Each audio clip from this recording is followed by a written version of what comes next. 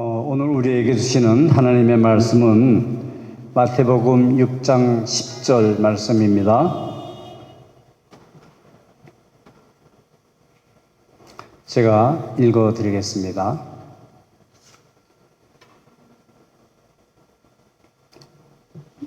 나라가 임하시오며 뜻이 하늘에서 이루어진 것 같이 땅에서도 이루어지이다. 같이 다시 읽어보겠습니다. 함께 한 목소리로.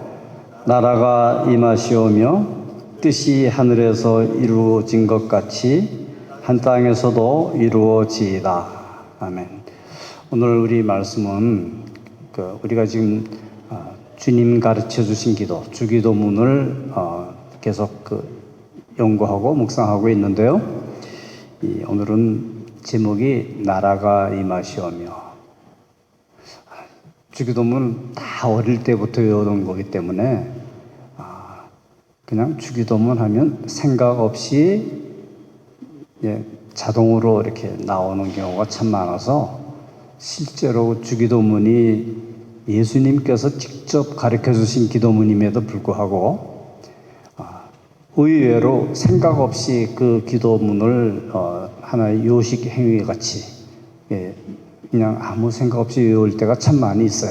그런데 주기도문은요, 예수님께서 직접 가르쳐 주신 기도거든요. 이거는 굉장히 중요한 기도고 우리의 기도의 원형이 돼야 되는, 패턴이 돼야 되는 그런 내용을 가지고 있는 기도문이에요. 주기도문은. 그래서 이것을 우리가 생각하는데 지난번에 우리가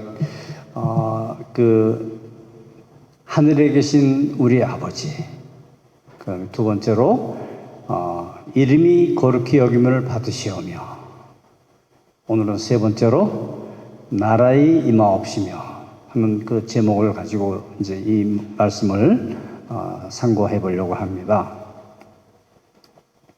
누가복음 17장 20절에서 21절에 보면 이 나라에 대한 질문을 바리새인들이 예수님께 나와서 하고 있는 모습을 볼 수 있어요. 그 바리새인들이 성경을 연구하는 사람들이잖아요. 그러니까 이 구약 성경에 나오는 하나님의 나라가 예수님이 말씀하시는 하나님의 나라와 어떠한 관계가 있는지 좀 궁금해했던 것 같아요. 그래서 이렇게 물어봤어요. 바리새인들이 하나님의 나라가 어느 때에 임하겠나이까 묻거늘 예수께서 대답하여 이르시되 하나님의 나라는 볼 수 있게 임하는 것이 아니요 여기 있다 저기 있다고도 못하리니 하나님의 나라는 너희 안에 있느니라, 이렇게 말씀하셨어요.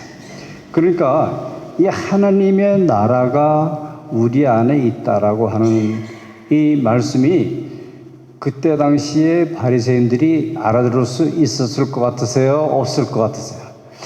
이게 굉장히 뜬금없이 들리는 말씀이거든요.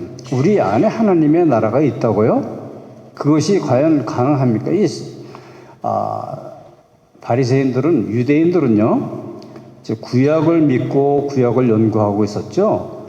구약에서 하나님의 나라가 여러 번 언급이 되었어요. 특별히 그 다니엘서를 보면 하나님의 나라에 대한 그 환상이 굉장히 뚜렷하게 나타나거든요. 그래서 구약 시대에 그 하나님의 나라의 패턴은, 하나님의 형상은 다니엘서에 많이 나타나 있다고 얘기할 수가 있어요. 그래서 이 하나님의 나라에 대한 말씀을 예수님께서 너희 안에 있느니라고 하는 얘기를 들었을 때 이 바리새인들은 완전히 그냥 패닉 상태가, 우리 안에 무슨 하나님의 나라가 있을까 하고 생각을 했을 거라고요. 이 말씀이 주기도문에서 구체적으로 나타나는 거예요. 주님이 가르쳐 주신 이 기도문에서 하나님의 나라가 언급이 되게 하신 게 나라의 임하옵시며, 하나님의 나라가 우리 가운데 임하기를 기도하라, 이렇게 얘기했어요. 그러니까 하나님의 나라는 나라 하면은 여러분 나라의 3대 주권이 뭐예요? 국민, 주권, 영토 이 세 가지가 있으면 나라라고 얘기하죠. 그러면 국민은 알겠어요. 국민은 하나님의 백성이 국민이겠는데, 그 다음에 주권도 이해가 돼요. 하나님께서 주권자이시니까. 그럼 영토가 얻은 거예요. 영토는 어디예요? 이 영토에 대한 개념을 지금 주님이 말씀하시고 계신 거예요. 너희 안에 있다. 하나님의 나라의 영토는 우리 그리스도인들, 하나님의 제자, 예수 그리스도의 제자들 안이 하나님의 나라의 영토다 하고 지금 말씀하신 거예요. 그러니까 하나님 하늘의 아버지께서 계심을 믿는 자들이 제자들이라고 얘기해요. 그렇죠? 신자들이라고도 하고 예수님을 따르는 제자들이에요. 하나님의 나라가 있다는 것을 믿고요. 그 나라가 내 안에 들어와 있다라고 하는 것을 믿는 것이 제자들이에요. 그래서 이것이 명확하게 정해져야 돼. 이것이 먼저 규정돼야 되고, 두 번째로는 하나님의 이름이 하나님의 자녀들과 만물 위에 거룩히 여김을 받으시는 그러한 것을 지금 말씀하고 있어요. 이 거룩하다 하고 하는 말씀은요, 구약 시대에 이 바리새인들, 대제사장들, 서기관들 이러한 사람들에게는 대단히 익숙한 용어일 수가 있어요. 거룩이라고 하는 것이. 그 사람들은 그야말로 근엄하게 수염도 이렇게 기르고, 복장도, 대제사장의 복장은 참 의리의리해요. 어마어마해요. 이러한 복장들을 갖추고, 그 성전은 또 얼마나 많이 화려해요. 그 당시에 성전이 특별히 헤롯 왕이 지은 성전은요, 지금 남아있지 않아요. 헤롯 왕의 성전은 무너졌고, 지금 그냥 터만, 주춧돌만 남아있는데, 그 당시의 기록을 보면 헤롯 대왕이 증축한 성전은 대단히 웅장해서 이 제자들이 예수님 보고, 주님, 이 성전을 좀 보세요. 얼마나 아름답고 화려하죠? 이렇게 얘기를 했던 거예요. 그러니까 이 성전은 바리새인들이 생각했던 하나님의 영광은 성전 안에, 그리고 바리새인들이 그 유대인들이 생각했던 하나님의 영광은 성전뿐만이 아니라 다니엘과 에스겔이 바라봤던 그 하나님의 나라의 그 장엄한 모습이 그들에게는 영광으로 보였던 거예요. 그런데 예수님께서 말씀하신 하나님의 나라는 우리 안에 있다고 말씀하신 거예요. 우리 안에. 하나님의 나라의 영광이 우리 안에 있다. 하나님의 나라는 너희 안에 있는, 하나님의 나라는 나로부터 시작하는 것이다 라고 하는 것을 얘기하고요. 예수님께서 내 안에 들어오셔서 나와 함께 거하시는 것을 믿죠? 믿으시면 아멘 해보세요. 아멘이죠. 이것을 임마누엘이라고 얘기해요. 임마누엘. 하나님이 나와 함께 하신다. 이것이 영광이죠. 하나님이 계신 곳이 바로 영광인 거예요. 그러니까 우리가 너무 세상에 이런 모든 사상과 그런 교육과 이런 시스템 안에서 살다 보니까 진짜 영광이 뭔지를 알지도 못하고 깨닫지도 못하고 이해도 못하고, 또 가장 두려운 거는 알려고 하지 않아요. 관심이 없어요. 내가 하나님의 자녀인데 하나님의 영광이 나와 함께 한다는 것에 대해서 관심이 없어요. 알지도 못해요. 그런데요, 예수님께서는 이 영광을 말씀하고 계신 거예요. 천국에 하나님의 나라의 백성이 되면 기쁨이 있고 평화가 있는데 어때요? 오늘 아침에 기쁨과 평화가 있으셨어요? 있으시면 아멘 하시고, 없으셔도 아멘 할 수 있어요. 왜냐하면 주님이 우리에게 주셨으니까. 나의 평안을 너에게 주노라 하셨기 때문에 우리는 꼭 있어요. 있는데 내가 인지하지 못하고 있는 거예요. 우리 아버지가 누군지 이 애기들 보고 너의 아버지가 누구냐 하면은 애기가 대답을 제대로 할 수 없는 것과 같이 우리 그리스도인들이요, 하나님이 어떤 분이시냐고 물어보면 너무너무 무지한 거예요. 너무 하나님이 어떤 분인지 모르고 무슨 말을 해야 될지도 몰라요. 하나님이 어떻게 위대하고 영광스러우신 분인지를 관심도 없어요. 그런데 예수님은 오늘 우리에게 가르치신 기도문에서 이것을 언급하고 계십니다. 하나님의 나라는요, 그렇기 때문에 나의 안에 있고, 두 번째는 하나님의 나라는 가정 가운데 있어요. 가정 가운데. 여호와께서 집을 세우지 아니하시면 짓는 자의 수고가 헛되다고 말씀하셨어요. 그러니까 그 가정이라고 하는 그 집은요, 하나님께서 지어져 주신 거예요. 이 가정이 바로 하나님의 나라의 안식처가 돼요. 가정이 불행하고 가정이 불화하고 그 안에 하나님을 찬양하는 것이 없으면 그것은 정말 하나님의 영광을 많이 가리우게 되는 그러한 것이에요. 그 다음에 세 번째는요, 하나님의 나라는 교회로부터 나타나요. 교회. 이 교회는 이 교회가 멋있잖아요. 이렇게 막 장식도 많이 해놓고 이런 교회도 이거보다 더 화려하고 웅장하게 만들어 놓은 교회가 보고 싶으시면 아마 유럽에 가서 거기 있는 성당들을 한번 들어가 보세요.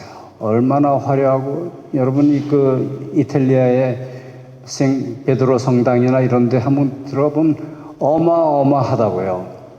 전신 막 그냥 다 금으로 다 장식을 해놨고 대단해요. 아름다워요. 근데 그거는 아주 적은 그림자예요. 하나님의 영광은 그보다 더 놀랍고 화려하고 웅장하고 아름다운 것이라고요.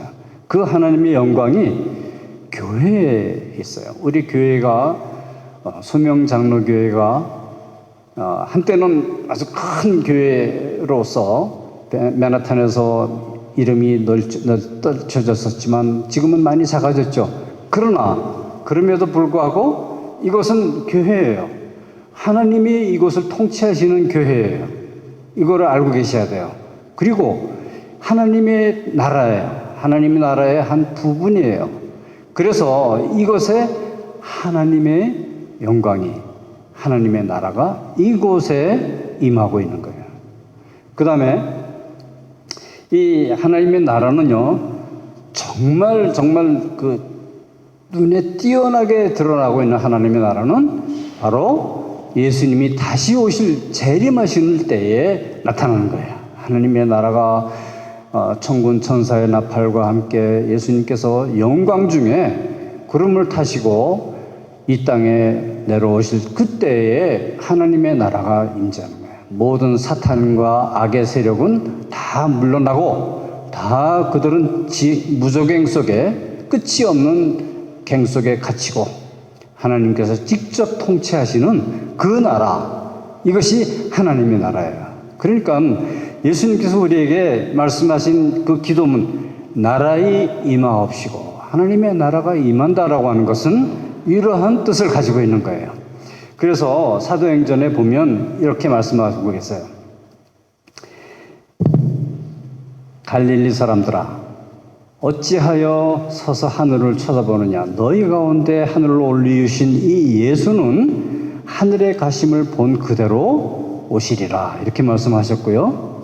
마태복음 26장 64절에 보면 예수께서 이르시되 내가 말하였느니라. 그러나 내가 너희에게 이르노니 이후에 인자가 권능의 우편에 앉아있는 것과 하늘 구름을 타고 오는 것을 너희가 보리라. 이렇게 말씀하고 있어요.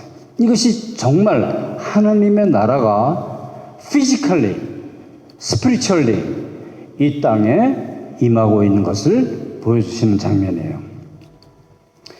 사실 우리 인간이 참 어렵게 살죠.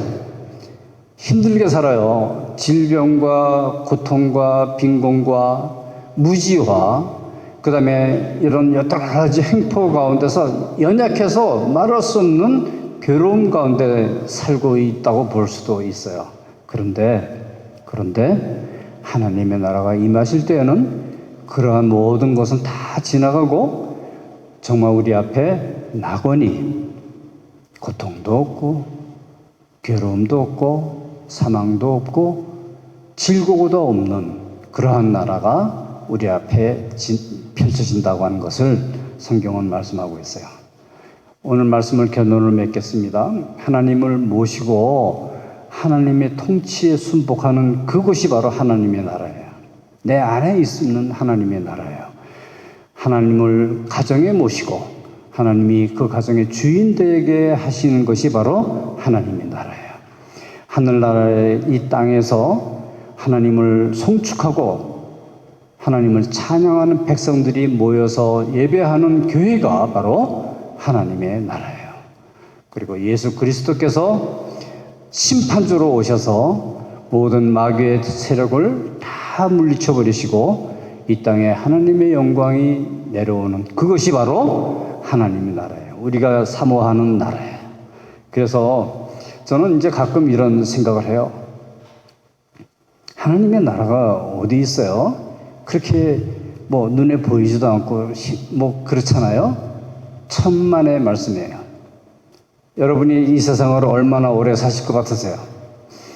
우리 가운데 90이 넘은 사모님도 계시고 80이 넘은 사모님도 계시고 뭐 저도 이제 뭐 생각해 보니까 저는 그 직업이 사망진단서를 끊는 직업일지도 모르겠어요. 어쩌면 너무 많은 사람이 돌아가실 때 제가 증인이 되고 내가 돌아가셨다 해야 그분이 장사가 되니까 그러한 많은 수없이 많은 사람이 세상을 떠나는 것을 제가 목격하고 증인이 되고 있어요. 그런데 우리가 마지막 숨을 쓴 그 다음 순간이 바로 하나님의 나라인 것을 여러분 아세요?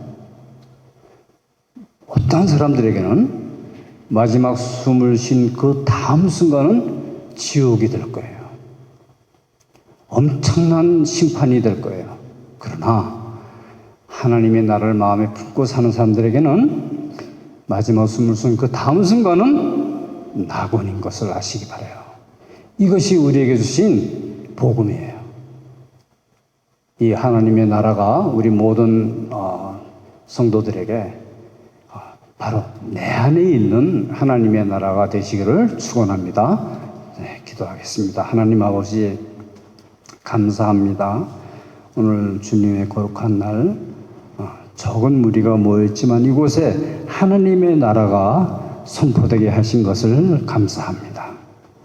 우리의 삶 가운데 내 안에 있는 하나님의 나라가 더욱 확장되고 이것을 널리 전할 수 있는 우리 모든 성도들 되게 하여 주옵소서. 하나님의 나라가 임하여지기를 소원합니다. 예수 그리스도의 이름으로 기도합니다. 아멘.